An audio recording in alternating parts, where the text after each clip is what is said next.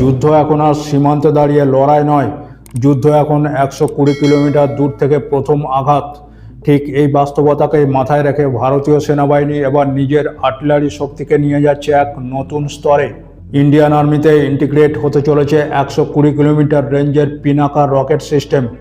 2500 কোটি টাকার এই প্রস্তাব শুধুমাত্র অস্ত্র কেনা নয়, এটি ভারতের স্বদেশী যুদ্ধ দর্শনের এক মৌলিক পরিবর্তন। ডিআরডিও ডিজাইন, ভারতীয় ইন্ডাস্ট্রির প্রোডাকশন আর সেনাবাহিনীর রিয়েল টাইম ব্যাটেল ফিডব্যাক সব মিলিয়ে তৈরি হয়েছে একটি ভয়ঙ্কর লং রেঞ্জ আর্টিলারি ওয়েপন, যা চীন পাকিস্তান সীমান্তে শুধু প্রতিরক্ষা নয়, পুরো গেম চেঞ্জার হিসেবে কাজ করবে। পিনাকা নামটি নেওয়া হয়েছে হিন্দু পুরাণ থেকে। পিনাকা হলো ভগবান শিবের ধনুকের নাম, যে ধনুক দিয়ে শিব ধ্বংস ও পুনর্নির্মাণ দুটোরই ভারসাম্য রক্ষা করেন। এটি কোনো সাধারণ অস্ত্র নয়, এটি ঈশ্বরীয় ধ্বংসের প্রতীক। একবার ব্যবহার হলে শত্রুর অস্তিত্বই প্রশ্নের মুখে পড়ে। ঠিক এই দর্শনেই ভারতের মাল্টিব্যারেল রকেট লঞ্চার সিস্টেমের নাম রাখা হয়েছে Pinaka. Pinaka multi barrel rocket launcher হলো ডিআরডিও দ্বারা তৈরি একটি long range artillery weapon system. এটি তার র্যাপিড রিঅ্যাকশন এবং প্রিসিজন স্ট্রাইকের জন্য পরিচিত।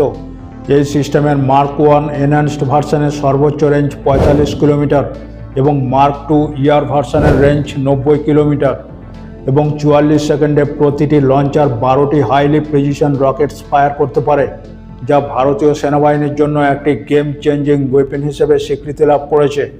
পিনাকা এমন একটি অস্ত্র যা আকাশ সেনার সাহায্য ছাড়াই এনিমি লোকেশনের গভীরে ঢুকে নির্ভুল আগুন বর্ষণ করতে পারে।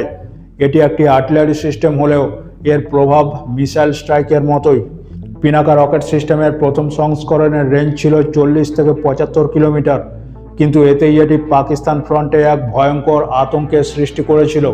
কিন্তু এখন 120 কিলোমিটার, মানে ভারতের সীমান্তের ভেতরে দাঁড়িয়ে শত্রুর দ্বিতীয় বা তৃতীয় লাইনের ঘাঁটিও আর নিরাপদ নয়। মানে শত্রু বুঝে ওঠার আগেই তার আর্টিলারি, লজিস্টিক হাব এবং কমান্ড সেন্টার সব নিমেষেই ধ্বংস হয়ে যাবে। কিন্তু কেন এই আপগ্রেডেশন এত গুরুত্বপূর্ণ? তাহলে আসুন জানা যাক কেন গড অফ ওয়ার নামে পরিচিত এই পিনাকা আর্টিলারি সিস্টেম যে কোনো যুদ্ধের ভারসাম্য বদলে দেওয়ার ক্ষমতা রাখে। প্রথমত চায়না ফ্যাক্টর। চীন তার পশ্চিমাঞ্চলে এলএসি বরাবর PCL 191 এবং PHL 16 long range rocket system মোতায়েন করেছে। এই সিস্টেমগুলো ভারতের ফরওয়ার্ড বেস, লজিস্টিক নোডস এবং এয়ার স্ট্রিপ সব কিছুকেই টার্গেট করতে পারে। কিন্তু পিনাকার 120 কিলোমিটার রেঞ্জ এখন সেই চাইনিজ ফ্যাসিলিটিকে সরাসরি চ্যালেঞ্জ করছে। এখন ভারতের হাতে রয়েছে এমন আর্টিলারি সিস্টেম যা এলএসি বরাবর চীনের গভীর অবস্থানেও আঘাত হানতে সক্ষম। পিনাকা মানে লাইন অফ কন্ট্রোলের ওপার থেকে ডিপ প্রিসিশন স্ট্রাইক, এনিমি লাইনের ভেতরে আঘাত, অর্থাৎ কোনো যুদ্ধ বিমান পাঠানোর ঝুঁকি ছাড়াই শত্রুর আর্টিলারি, টেরর লঞ্চ প্যাড এবং সাপ্লাই রুট সব নিমেষে ধ্বংস হয়ে যাবে। এটা বিশেষভাবে গুরুত্বপূর্ণ কারণ পাকিস্তান এখনও সীমান্তে প্রক্সি যুদ্ধ চালিয়ে যাচ্ছে টেরোরিজমের মাধ্যমে। পিনাকা সেই প্রক্সি যুদ্ধের লজিস্টিক ব্যাকবোন ভেঙে দিতে পারে। তৃতীয়ত shoot and scoot capability. Pinaka launch করে কয়েক মিনিটে নিজের অবস্থান বদলে ফেলতে পারে। শত্রুর counter battery radar target lock করার আগেই পিনাকা উধাও। আধুনিক যুদ্ধে যে অস্ত্র স্থির থাকে সে বেশি সময় বাঁচে না। পিনাকা এই দুর্বলতাকেই দূর করেছে। এবং এই 2500 কোটি শুধু অস্ত্র কেনা নয়, এটা ভারতীয় ডিফেন্স ইকোসিস্টেমে একটি লং টার্ম বিনিয়োগ।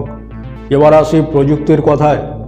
এই 120 কিলোমিটার পিনাকা শুধুমাত্র রেঞ্জ বাড়ানোর জন্যই নয়, পিনাকাতে ভবিষ্যতে যুক্ত হতে চলেছে advanced guidance system, smart warhead, improved navigation, precision guided warhead, extended range variants, আর সম্ভবত সরকারি ও বেসরকারি ডিফেন্স ইন্ডাস্ট্রি এবং এমএসএমইর মধ্যে একটি যৌথ প্রতিরক্ষা সহযোগিতা। সবই রয়েছে ভারতের হাতে, যা ভারতীয় আর্টিলারিকে নিয়ে যাবে গ্লোবাল লিগে।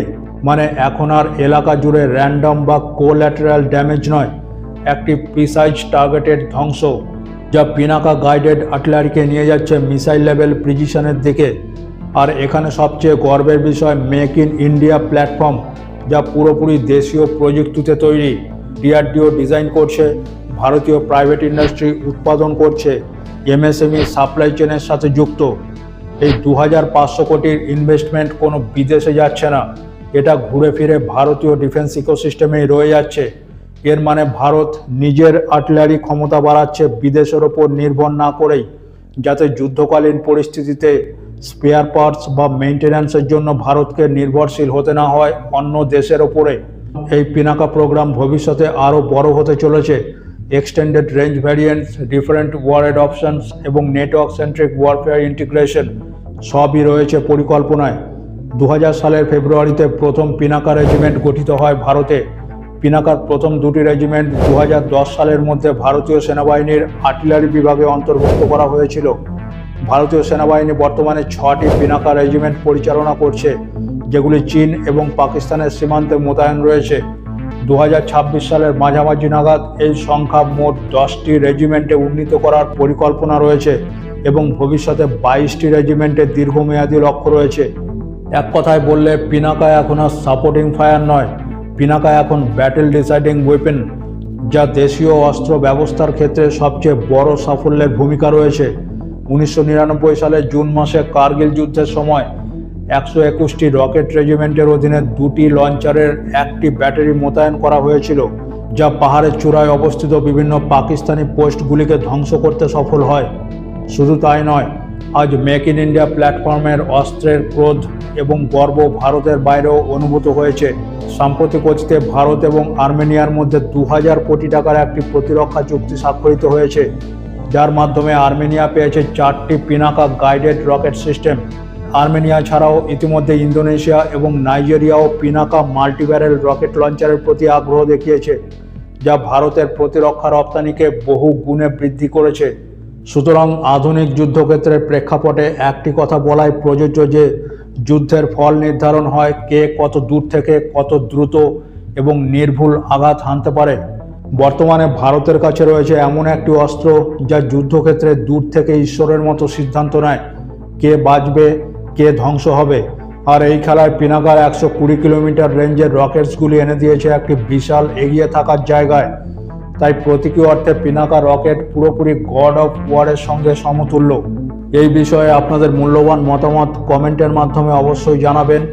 আর ভিডিওটি যদি ভালো লেগে থাকে তাহলে আমার এই ছোট্ট চ্যানেলটিকে একটি লাইক, শেয়ার এবং সাবস্ক্রাইব করার অনুরোধ রইল। জয় হিন্দ।